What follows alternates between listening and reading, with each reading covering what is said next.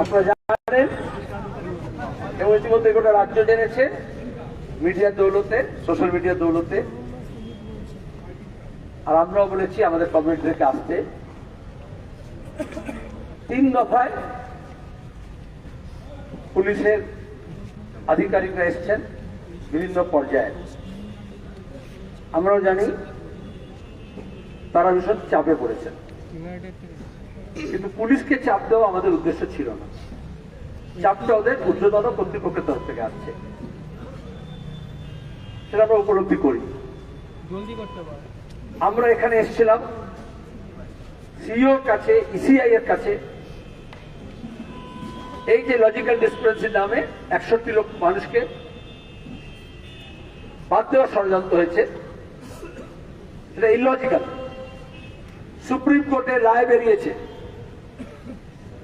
Abdur Rahim alias রহিম আলী আসামে case করেছিলেন SLP. Supreme court রায় দিয়েছে যে আব্দুর রহিম বা রহিম আলী সাফিক্স প্রিফিক্স তার গন্ডগোলের অজুহাতে কারুর নাম বাদ দেওয়া যাবে না। আর সুপ্রিম কোর্ট, এই জন্য সুপ্রিম কোর্ট, তাহলে যারা অ্যাডজুডিকেশন করছে জুডিশিয়াল অফিসার, যেহেতু সরকারি অফিসাররা করতে পারেনি, দলদাসরা করতে পারেনি, কেন্দ্র এবং রাজ্য সরকার ফেল করেছে, একটা সাংবিধানিক সংকট তৈরি হয়েছে। আগামীকাল আমরাও এসএলপি করব। আপনারা জানেন আইনের নিয়মে একবার যদি। নমস্কার, সকলের সাথে সমাজের মাঝে এপি অকপট আছে। আপনাদের যদি আমাদের চ্যানেলটিকে ভালো লেগে থাকে তাহলে অবশ্যই সাবস্ক্রাইব, ফলো, লাইক, শেয়ার করে আমাদের পাশে থাকবেন। দেখতে থাকুন এপি অকপট। চেপে ধরবে সেই আইন মানুষ নিজে ছুঁড়ে ফেলে দিতেও একবারও ভাববে না, যদি মানুষকে তা বাঁচতে না দেয় আর আতঙ্কগ্রস্ত করে। তাই শুভবুদ্ধি সম্পন্ন, সচেতন এবং গণতন্ত্র প্রিয় মানুষের কাছে আমাদের আবেদন, আজকের অবস্থান শুধুমাত্র আমাদের কাছে একটি রাজনৈতিক কর্মসূচি নয়, গোটা পশ্চিমবঙ্গের সাধারণ মানুষের কাছে এ রাজ্যে থাকার এবং এই রাজ্যের ভোটার লিস্টে তার নাম রাখাবার একটি জানকবুল লড়াই। আমরা মানুষকে 3টে কথা বলতে চাই। 1, ভয় পাবেন না, অস্থির হবেন না। 2, যা যা সরকার নির্দেশিত, আইন নির্দেশিত কাজ আছে, কাজ করে যান, সেই কাজে লাল ঝান্ডা আপনাদেরকে সাহায্য করবে। আর 3, কারো দম নেই বৈধ ভোটারকে আমাদের ভোটার লিস্ট থেকে বাদ দিয়ে দেবে। তার জন্য এই লড়াই জানকবুল শেষ অবধি লড়বে। সেই লড়াইয়ে আপনাদেরকে সবাইকে পাশে পেতে চেয়ে আবেদন জানিয়ে আমার কথা শেষ করছি। ইনকালাব জিন্দাবাদ। এই লড়াইয়ে আজকে এখন সারা রাত আমরা এই মাটিতেই, এই রাস্তাতেই বসে থাকবো। রাজি? আর পরবর্তী সিদ্ধান্ত এই রাস্তা থেকে রাস্তাতে বসা মানুষরা ঠিক করবে। অবস্থান চলবে যতক্ষণ না পর্যন্ত ওরা ওদের কাছ থেকে না সরবে। বৈধ ভোটারদেরকে তাদের ভোটার লিস্টে নাম ফিরিয়ে দেবার লড়াইয়ে এখন আপনাদের সবাইকে এই রাস্তায় থাকার আবেদন জানাচ্ছি।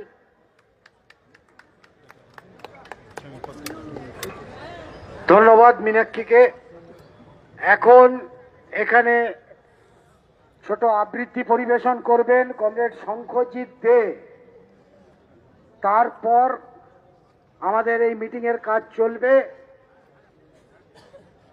এখন শঙ্খজিৎ দে আবৃত্তি পরিবেশন করছে। আগত কমরেডদের লাল সালাম জানাই। কই আতঙ্ক তো ছিল না, টোটো চালানো বন্ধ রেখেছে, সবজি কিনে এনে বিক্রি করেনি,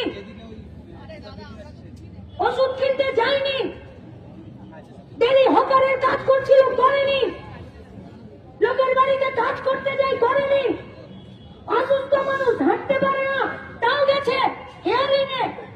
আর একটা প্লাস্টিক আর জেরক্সের দোকানে যত নিজের জীবনে সরকারি কাগজ তারা করতে পেরেছে তার জেরক্স করেছে আর প্লাস্টিকে ভরে নিয়ে সেই কাগজ নিয়ে ঘুরেছে। কেন? আতঙ্কগ্রস্ত।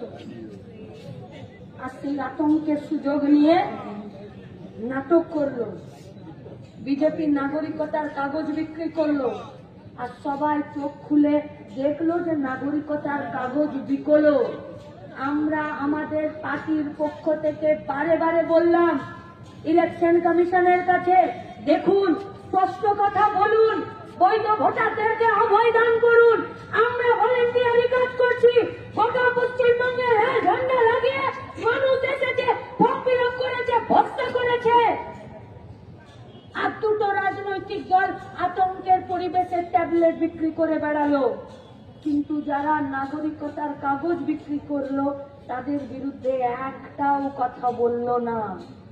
যারা আমাদের কথা এই সোশ্যাল মিডিয়া, এই ডিজিটাল মিডিয়ার দ্বারা শুনছেন, এই এলাকার যেসব মানুষ আমাদের কথা শুনছেন, আমাদের কর্মীরা, বন্ধুরা, সহযোগীরা, বন্ধুরা যারা শুনছেন, তারা বলুন তো, এই যে 7 লাখ ভোটারের নামে কারো অ্যাডজুডিকেশন এসছে, কারো কারো নাম ডিলিট হয়ে গেছে, আমরা লাল ঝান্ডা টাঙিয়ে, আমরা সহযোগী বন্ধুরা বসে নিয়ে একটা ফর্ম ফিল আপ করে 150 টাকায় তোমাকে ভোটার লিস্টের কাগজ দিয়ে দিলাম, আমরা বিক্রি করতে পারবো? আমরা মানুষকে দিতে পারবো? এটা হয় কোনোদিন? এটা কারো পক্ষে কোনো একটি অধিকার? এটা একটি সাংবিধানিক অধিকার নাকি? নাকি এটা কি মানুষের মানবিকতার সঙ্গে কাজ? তাহলে এসআইআর এর আতঙ্ককে ব্যবহার করে বিজেপি, তৃণমূল, এনআরসি আর নাগরিকতার প্রশ্নে কাগজ কি করে বিক্রি করলো? পুলিশ প্রশাসন, ইলেকশন কমিশনের দায় নেবে না? সব মানুষের লড়াই, সংবিধানের লড়াই, মর্যাদার লড়াই, নাগরিকতার লড়াই, ভোটের অধিকারের লড়াই। আগে ভোটাধিকার প্রতিষ্ঠা হবে, তারপরে ভোট হবে। অফিসাররা চুরি, জোচ্চুরি, তোলাবাজি, গরু পাচার, কয়লা পাচার এই সবে পারদর্শী। তার একটা এই শুনানি ঠিক মতো করতে পারছেন না। তাহলে বিজেপি, তৃণমূলের এই রাজনীতির অংশ হিসেবে তাদের মধ্যে অনেকেই এই চাপাচাপির মধ্যে, অনেকে আমার বেনিফিট অফ ডাউট দিচ্ছি। লজিক্যাল ডেসক্রিপেন্সি শব্দটা কোনো নির্বাচনে আইনে নেই, ভোটার লিস্টের মধ্যে নেই, কোনোদিন ভোটার লিস্টে এটা দরকার হয়নি, সংবিধানে নেই। নির্বাচন কমিশন পরিকল্পিতভাবে কিন্তু অপরিপক্কতার সঙ্গে তারা নিজেদেরকে নির্যাতন কমিশনে পরিণত করেছেন। সুষ্ঠু, অবাধ, নিরপেক্ষভাবে নির্বাচন পরিচালনা করা হচ্ছে জনপ্রতিনিধি আইন অনুযায়ী তাদের কাজ, সাংবিধানিক এটাই দায়িত্ব। তার বদলে গোটাটা ঘেটে দিয়েছেন, ঘেটে ঘ করে দিয়েছেন। আর তার এটা আরএসএস এর পরিকল্পনা মাফিক তাদের টেক্সট বুক থেকে একটা চ্যাপ্টার তুলে নিয়ে এসে, যেটা মোদি বলছে না ডেমোগ্রাফিক মিশন, জনবিন্যাস, আরএসএস যে ক্যাম্পেইন করে হিন্দু রাষ্ট্র তৈরি করার জন্য, তারই একটা পদক্ষেপ। আমাদের রাজ্যে বিভাজনের রাজনীতি বিজেপি, তৃণমূল মিলে করেছে। আমরা এই বিভাজন ভাঙার চেষ্টা করেছি। সাম্প্রদায়িক উন্মাদনা, মন্দির, মসজিদ, হিন্দু, মুসলমান, দাঙ্গা হাঙ্গামার মধ্যে করার চেষ্টা করেছে, আজও সে চেষ্টা করছে। তো রাজ্যের মানুষ জীবন, জীবিকা, রুটি রুজি, স্বাস্থ্য, শিক্ষা, রাস্তাঘাট, পথ, পানীয় জল, আবাসন এই নিয়ে লড়াই করতে চাইছেন। তাতে বিজেপি, তৃণমূল বিপদে পড়েছে। এই জন্য গোটা দেশে এসআইআর যা হলো তার থেকে এখানে বাড়তি হলো। আচ্ছা, বলা হলো ম্যাপিং। ম্যাপিং এর পরে যেখানে দেখা গেল লোকের স্বস্তির শ্বাস ফেললেন যে খুব বেশি গন্ডগোল হয়নি। যারা ম্যাপিং এ বেরিয়ে গেল, 2002 নামের লিস্ট আছে, আমরা প্রথম দিন থেকে বলেছিলাম এখানেই ওদের উদ্দেশ্য নয়। যেহেতু আরএসএস, বিজেপি বলছে 1,20,00,000, 1,40,00,000, 2 কোটি, সিএনআরসির সময় যেরকম বলেছিল, এখন মমতা ব্যানার্জিও তাই বলছেন। তাদেরকে বিজেপির এই ক্যাম্পেইনটাকে মদত দিতে হবে ইলেকশন কমিশনকে। রাজ্য প্রশাসনের অফিসার একেবারে সিও থেকে এই আরো পর্যন্ত, এরা তো এইসব কেন্দ্র সরকার হোক রাজ্য সরকার হোক, আইপিএস, ডব্লিউবিসিএস, আইএএস, ডব্লিউবিপি, আমরা দেখলাম না রাজীব কুমার কিরম রাতারাতি তৃণমূলের ঝান্ডা ছেড়ে ধরে নিয়ে এমপি হয়ে গেলেন। আমরা চিফ সেক্রেটারি দেখছি না। তাহলে যে অফিসাররা চুরি, জোচ্চুরি, তোলাবাজি, গরু পাচার, কয়লা পাচার এই সবে পারদর্শী, তার একটা এই শুনানি ঠিক মতো করতে পারছেন না। তাহলে বিজেপি, তৃণমূলের এই রাজনীতির অংশ হিসেবে তাদের মধ্যে অনেকেই এই চাপাচাপির মধ্যে, অনেকে আমার বেনিফিট অফ ডাউট দিচ্ছি, কারণ সবাই অসৎ তা নয়। তার মধ্যে অনেক অফিসার আছেন কিছু কাজ করতে চেয়েছেন, তাদেরও মানসিক চাপের মধ্যে পড়তে হয়েছে। কারণ কন্ট্রাডিক্টরি ইনস্ট্রাকশন, ইসে একরকম বলছে, মুখ্যমন্ত্রী একরকম বলছেন, বিজেপি একরকম বলছে, তৃণমূল একরকম বলছে, বিএলও লেভেল থেকে একেবারে ওপর পর্যন্ত তারা হচ্ছে বিভ্রান্ত হয়েছে। অনেকেই তাদের স্ট্রেস হয়েছে, স্ট্রেন হয়েছে। কিন্তু আসলে পাসিং দ্য বাক তো সাধারণ ভোটার যারা আছে, পিছিয়ে পড়া, অনগ্রসর শ্রেণী, তপশিলি জাতি, মতুয়া, মুসলমান, বিবাহিত স্ত্রী মহিলা এবং আনডকুমেন্টেড কমিউনিটি, তারা বিপদে পড়েছে। তাদের ব্যাপারে কোনো সিদ্ধান্ত নেওয়া হলো না, এক্সিকিউটিভ ফেল করলো। তাহলে আমরা আজকে এখানে এই জন্য এসছি সিওর কাছে যে কেন তোমরা চাইলে এসআইআর নামে এই জিনিস, আর কেন এরকম করলে? যতটা তুমি চিবোতে পারো না ততটা তুমি কামড়ালে কেন? এত কম সময়ের মধ্যে কোনো প্রিপারেশন ছাড়া আরএসএস মার্কা অ্যাপস নিয়ে জোর করে তারা এমন করলো, যেখানে এই ঘেটে যাওয়া অবস্থা হয়েছে। নির্বাচন করার প্রথম শর্ত হচ্ছে ঠিকঠাক ভোটার লিস্ট। ভোটার লিস্ট করার দায়িত্ব ইলেকশন কমিশনারের। তারা মানুষকে দায়িত্ব দিলেন, রাজনৈতিক দলগুলোকে দিলেন, আমরা ভোটার সহায়তা কেন্দ্র করলাম, ফর্ম ফিল আপ করা হলো, বিএলওরা সমস্ত কিছু আপলোড করার চেষ্টা করা হলো। কিন্তু দেখা গেল এমনই গলদ করা হয়েছে ইচ্ছে করে, যেখানে আজকে 61 লক্ষ মানুষ বলা হচ্ছে লজিক্যাল ডেসক্রিপেন্সিতে আটকে গেছে। লজিক্যাল ডেসক্রিপেন্সি শব্দটা কোনো নির্বাচনে আইনে নেই, ভোটার লিস্টের মধ্যে নেই, কোনোদিন ভোটার লিস্টে এটা দরকার হয়নি, সংবিধানে নেই। প্রত্যেকটা আবিষ্কার করলেন, সবচেয়ে ইললজিক্যাল কাজ। এই জন্য আমরা ইলেকশন কমিশনের কাছে বলেছিলাম যাবো, ইলেকশন কমিশন বলছে সিওর কাছে যান। সিওর কাছে এসছি, সিও পালিয়ে গেছে, বলছে অন্য কোনো অফিসারকে দিন। আমরা বলছি যতক্ষণ না সিও আসছে, কথা বলছে, আমরা এখানে থাকবো, দরকার হলে রাত ভোর থাকবো, কালকেও থাকবো। কারণ 61 লক্ষের মানুষের ভোটাধিকার, সাংবিধানিক অধিকার, নাগরিকতা কেড়ে নেওয়ার চক্রান্ত হচ্ছে। তার উপর দাঁড়িয়ে এমন করে করেছে রিজিয়ন এবং রিলিজিয়ন স্পেসিফিক, যাতে মানুষের মধ্যে পাড়ায় পাড়ায় হিন্দু মুসলমানের মধ্যে ভাগাভাগি হয়ে যায়। এই ভাগাভাগি রাজনীতি আমরা চাইছি না। যাদের আটকেছে, যাদের আটকায়নি, তারা সবাই আমরা এককাট্টা হয়েছি। এটাকে সাম্প্রদায়িক শক্তিতে ব্যবহার না করতে পারে, বিভাজন না করতে পারে। এটা সব মানুষের লড়াই, সংবিধানের লড়াই, মর্যাদার লড়াই, নাগরিকতার লড়াই, ভোটের অধিকারের লড়াই। আগে ভোটাধিকার প্রতিষ্ঠা হবে, তারপরে ভোট হবে।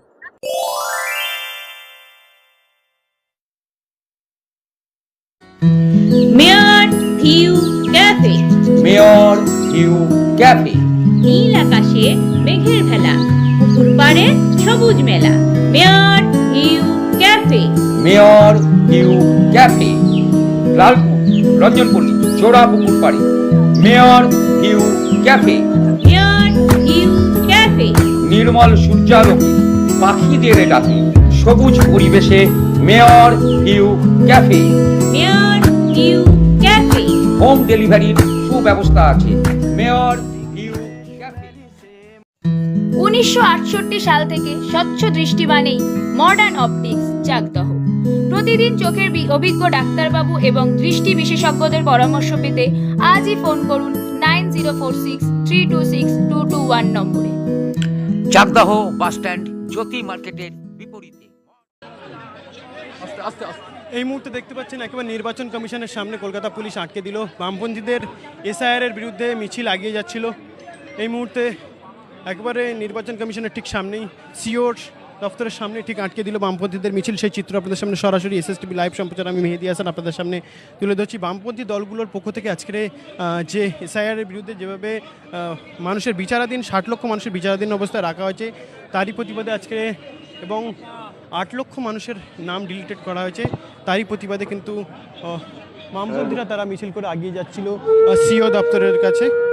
এই মুহূর্তে তাদেরকে আটকে দিল। মোহাম্মদ সেলিম তিনি বক্তব্য দিচ্ছেন।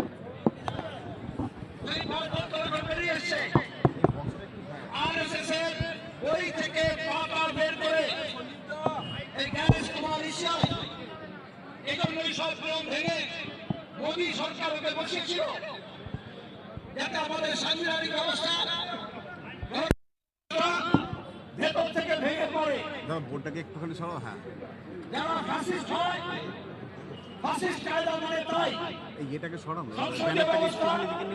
সাংবিধানিক ব্যবস্থা, এমনকি যে অন্যতান্ত্রিক কাঠামো সেগুলোকে ভেঙে চুরমার করতে চায়। ভোটার লিস্টের ম্যাপিং এর কথা বললো, হাজার হাজার মানুষ, লাখ লাখ মানুষ তারা ম্যাপিং এর মধ্যে এলেন। আরএসএস এর ওই যে রোহিঙ্গা, জিহাদি, মুসলমান, বাংলাদেশি, ওই পোকা কোন তত্ত্ব বাইরে বেরিয়ে এলো না।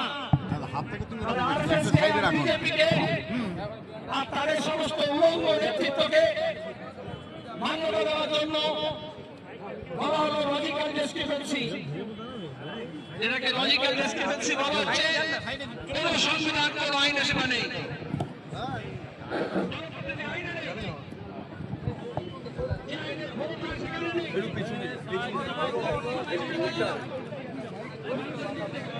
মাইকটা দাও, মাইকটা দাও।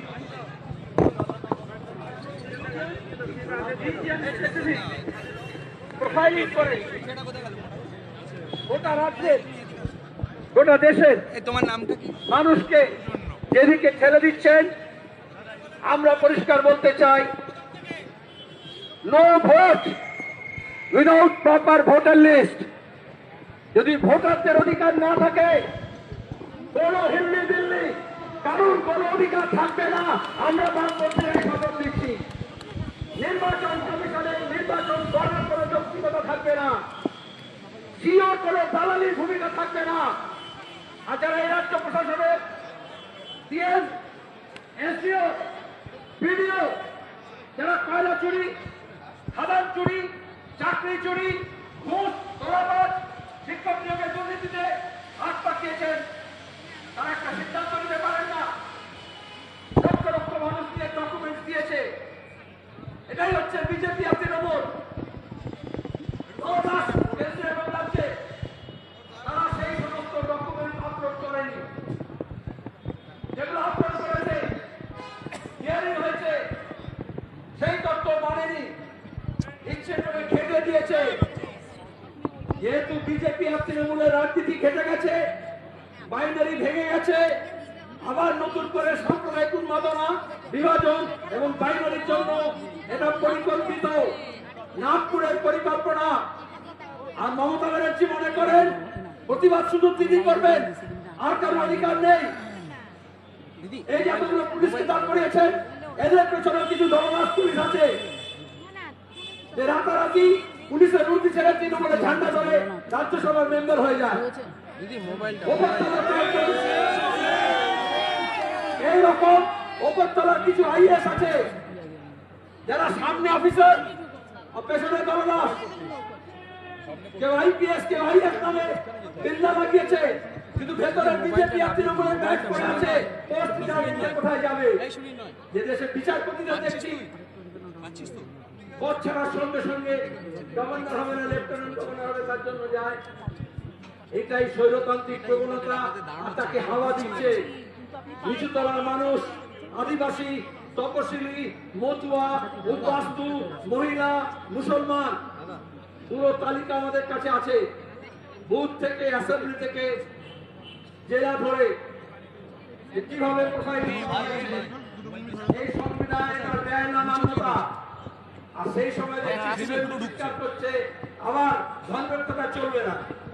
যে সংবিধান নামে শপথ নিয়েছে, সেই সংবিধানের বিরোধিতা করছে।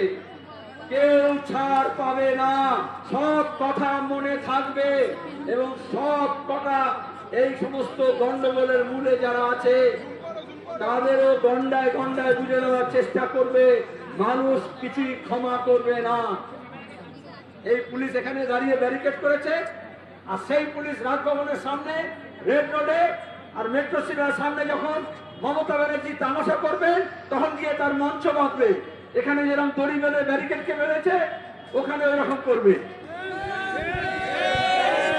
এই সামনে যে কনস্টেবল পুলিশ দাঁড়িয়েছে, এদের কিছু করার নেই, এদেরও নিরাপত্তা নেই। যেমন ভোটাধিকার নেই, যেমন ভোটারদেরকে নিরাপত্তাহীনতা করা হচ্ছে, এরকম সরকারি কর্মচারীদেরও নিরাপত্তাহীনতা করা হচ্ছে। আমরা এখানে এখন সভা করব, এখানে অবস্থান চলবে, কোনো ধৈর্য হারাবেন না। আমরা এখানে এই পুলিশের বিরুদ্ধে লড়তে আসিনি। আমরা এই যে সিওতে যারা কাজ করছে দপ্তরে, তাদেরও নয়। ইসিআই কে বুঝতে হবে, ভারত সরকারকে বুঝতে হবে, রাজ্য সরকারকে বুঝতে হবে। ওদের মিলিভাগারটাকে আমরা ভেঙে ফেলবো, সেই শপথ নিতে হবে। আমরা এখানে এলাম, আমরা বলেছিলাম সিওর কাছে আমরা মেমোরেন্ডাম দেব, আমরা বলেছিলাম ইসিআই কে দেব, ইসিআই বললো সিও কে দিন, ওরাই কথা বলবে। এখন সিও বলছে কিছু অধস্তন অফিসার আছে, তাদেরকে দিন। যেমন নবান্ন অভিযানের সময় মমতা ব্যানার্জি থাকেন না, যেমন ডিএম অফিসে গেলে ডিএম থাকেন না, এসপি থাকেন না, সবাই নিজের তলাকে দেখিয়ে দেন। আমরা সেই তলা ফাঁক করবো। এজন্য আমরা বলেছি সিও কে এসে আমাদের মেমোরেন্ডাম নিতে হবে। ততক্ষণ পর্যন্ত আমরা এখানেই থাকবো, দেখি আমরা কতটা লড়াই করতে পারি আর ওরা কতটা অপদার্থতা দেখাতে পারে। এখন বিমানদা আছেন, বামফ্রন্টের চেয়ারম্যান আছেন, তিনি বাকিগুলো বলবেন। তারপর আমাদের একটু সুষ্ঠুভাবে এখানে গেড়ে বসে থাকতে হবে, দাবি আদায় করতে হবে।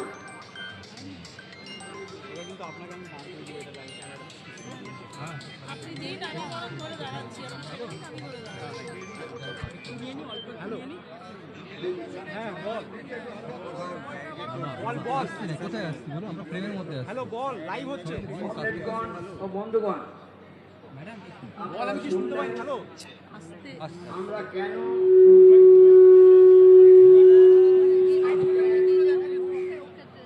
দপ্তরের সামনে অবস্থানে কর্মসূচি নিয়ে আমরা চেয়েছিলাম এই সিও দপ্তরের ডেপুটি ব্যানারটা দিল্লিতে কোথায় চলে গেল মোবাইলটা নিয়ে? কি রে ভাই, তারাই বলেন যে পুরো ফ্রেমে আসছে। সিও কি বললো তো? বললাম ওকে একবার পিছিয়ে আসো, ভাই মোবাইলটা পেছাবি না? মুখে ঢুকে দিচ্ছে। ডেপুটেশন নিতে পারবেন না। এই কখনো হয়? সবাই কাজ পশ্চিমবাংলার গণ আন্দোলনে যখন ডেপুটেশন দেওয়া হয়, তখন ডেপুটেশন দেয় right from governor to any chief minister and other minister, তারা ডেপুটেশন নেয়। অর্শ রোগের ধন্বন্তরী চিকিৎসা। আজই আসুন RM যোগ অ্যান্ড আয়ুর হেলথ কেয়ার। সম্পূর্ণ সুচিকিৎসার জন্য আজই আসুন।